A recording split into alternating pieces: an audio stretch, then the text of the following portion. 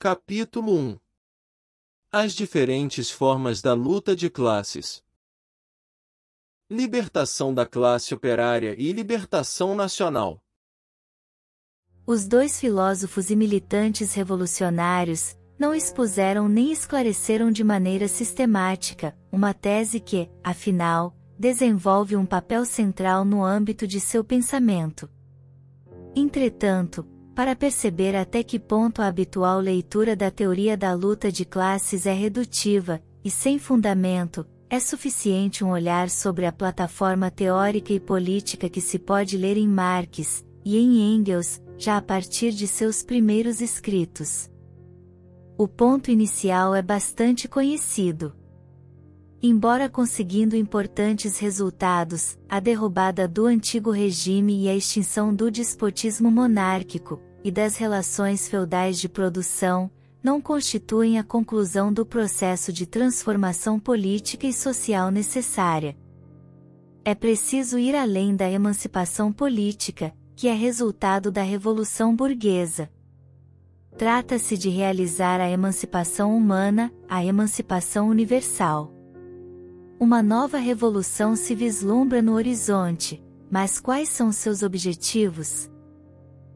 É necessário derrubar o poder da burguesia, objetivando arrebentar os grilhões por ela impostos. Os grilhões da moderna escravidão, da escravidão assalariada. É necessário conseguir a libertação da classe operária, a emancipação econômica da classe operária, por meio da aniquilação de todo o domínio de classe. Não há dúvidas, é constante a atenção reservada, a luta que o proletariado é chamado a conduzir contra a burguesia. Entretanto, esgota-se nisso a luta pela emancipação humana? Pela emancipação universal? Pouco antes de lançar o apelo final pela Revolução Comunista, e pela derrubada violenta de toda a ordem social existente, o Manifesto Comunista chama também à libertação nacional da Polônia. Emerge, assim, uma nova palavra de ordem. Desde seus primeiros escritos e intervenções, Engels pronunciou-se pela libertação da Irlanda, isto é, a favor da conquista da independência nacional, por parte de um povo, que sofre opressão há 5 séculos. Por sua vez, após reivindicar, desde 1847, a libertação das nações oprimidas, Marx não para de chamar à luta pela emancipação nacional da Irlanda. Analisando a situação, a revolução radical invocada por Marx e Engels não persegue apenas a libertação e emancipação da classe oprimida, o proletariado, mas também a libertação e emancipação das nações oprimidas. Depois de apontar, brevemente, o problema da libertação nacional da Polônia, o manifesto encerra com uma exortação. Proletários de todos os países, univos. Esse celebérrimo apelo constitui também o encerramento da mensagem inaugural da Associação Internacional dos Trabalhadores, fundada em 1864. Nesse texto, é muito amplo o espaço dedicado a uma política externa, que impeça o assassínio da heroica Polônia, assim como da Irlanda e de outras nações oprimidas, que esteja engajada na luta pela abolição da escravidão negra, nos Estados Unidos, que ponha fim às guerras piratas do Ocidente Europeu, nas colônias. A luta pela emancipação das nações oprimidas não é menos importante do que a luta pela emancipação do proletariado. As duas foram acompanhadas e promovidas pela mesma paixão. Em agosto de 1844, Marx escreve a Feuerbach: deveria ter assistido a uma das reuniões de operários, ouvriers, franceses para poder acreditar no frescor juvenil e na nobreza de alma, Adel, que irradia desses homens esmagados pelo cansaço. Em todo caso, porém, a história prepara, entre esses bárbaros de nossa sociedade civilizada, o elemento prático para a emancipação do homem. 4 anos depois, em um artigo de 3 de setembro de 1848, Engels chama a atenção para o desmembramento e a partilha da Polônia entre Rússia, Áustria e Prússia. Na nação que sofre tal tragédia, ela provoca uma resposta quase que coral. Emerge um movimento de libertação do qual participa até a nobreza.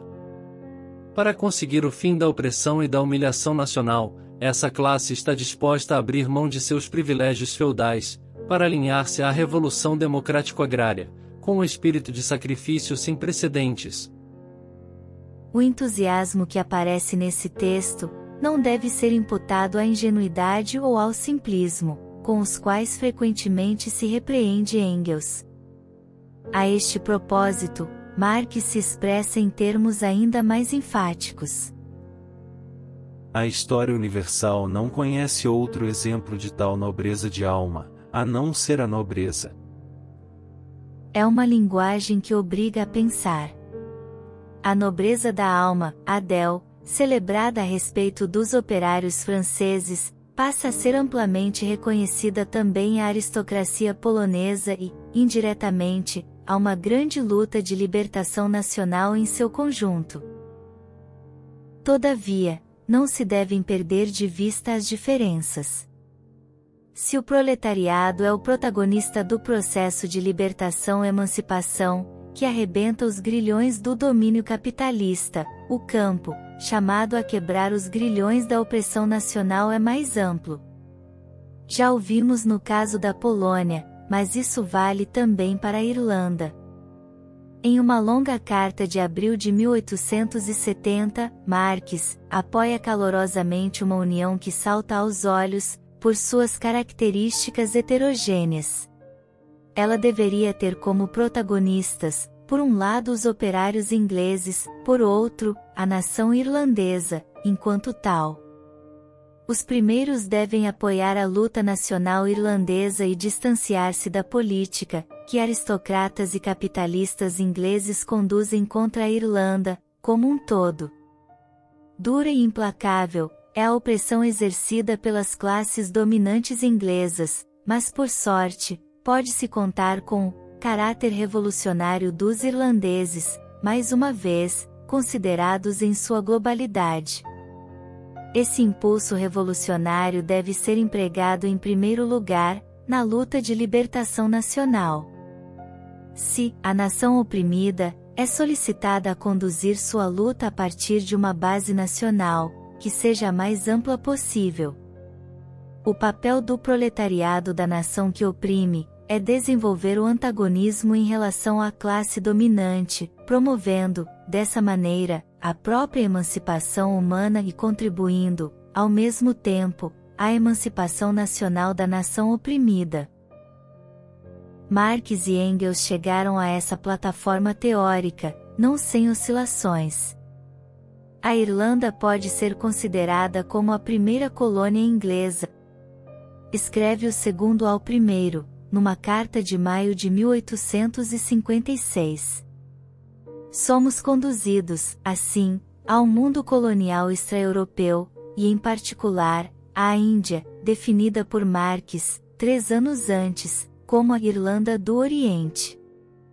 Miséria da filosofia já alude à trágica situação da Índia, chamando atenção para uma realidade, geralmente, ignorada pelos economistas burgueses, concentrados em demonstrar a capacidade do capitalismo de melhorar a condição da classe operária.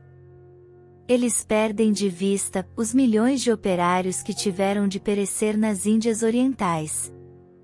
Para proporcionar ao 1,5 milhão de operários ocupados, na Inglaterra, na mesma indústria, 3 anos de prosperidade sobre 10.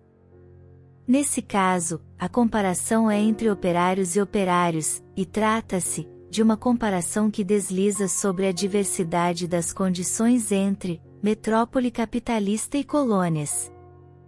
Observemos agora o quadro que emerge no artigo de Marx, de julho de 1853.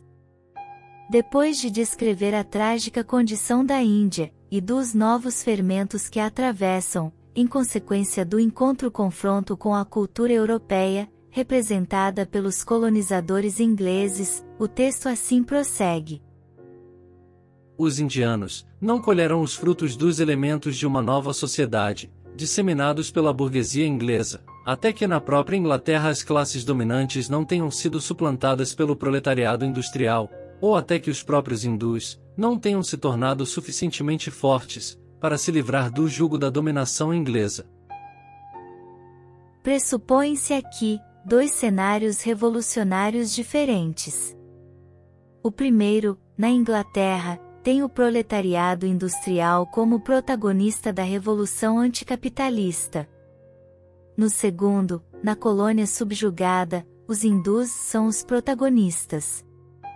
Toda vez que está em jogo a emancipação nacional, isto é, a libertação nacional, o sujeito é constituído pela nação oprimida como tal, os poloneses, os irlandeses, os hindus. Esvaneceu a atenção para a luta de classes, nos dois teóricos do materialismo histórico e militantes revolucionários? Final da parte 1. Libertação da classe operária e libertação nacional.